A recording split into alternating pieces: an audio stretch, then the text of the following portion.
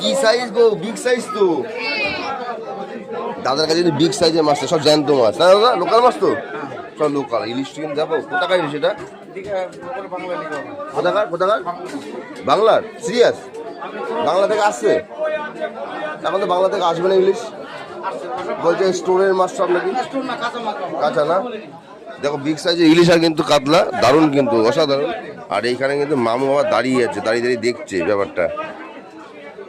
আসি, আজকে কিছু নেবো না, আজকে আমার বন্ধু বাজার করে আমি খাবো, পয়সা নেই, কি করবো?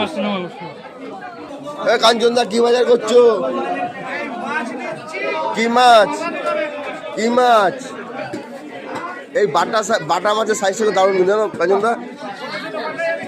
হ্যাঁ, ছোট বাটা খেলে পরে ভালো জানো তো, কোনো ফ্যাট নেই। কড়া করে ভেজে খেতে হবে বুঝলা, আর না পাতলা ঝোল খেতে হবে। ভাই কিন্তু মাছ কাটাকাটি শুরু করে দিয়েছে। আর আজকে সানডের বাজারে মানে সত্যি কথা বলতে কিছুই পাওয়া যায় না।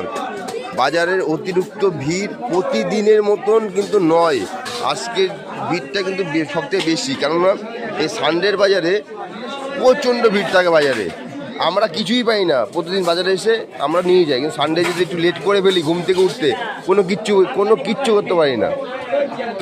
তা যাই না, এখন আজকে তবুও 10টা বেজে গেছে, তবুও কিন্তু রয়েছে। আর অন্য দিন পুরো ফাঁকা হয়ে যায়। মাল মশলা আছে। ভাই কিন্তু মাছের কাটিংটা দেখো, কাইচি দিয়ে কিন্তু পেট চিড়ে কাটছে, ঠিক এভাবে চিড়ছে ধরে ধরে, দেখতে পাচ্ছ তো? হ্যাঁ, একদম পুরোপুরি একদম যেভাবে করছে। আর কাঞ্চনদা বাটা মাছটা নিয়ে পাতলা করে ঝোল খাবে। হ্যাঁ হ্যাঁ, পাতলা করে একদম চেপে দিয়ে, তাই না? হ্যাঁ, চেপে দিয়ে বাটা দিয়ে। মনে হচ্ছে মেলা বসেছে আজকে, সিরিয়াস বলছি।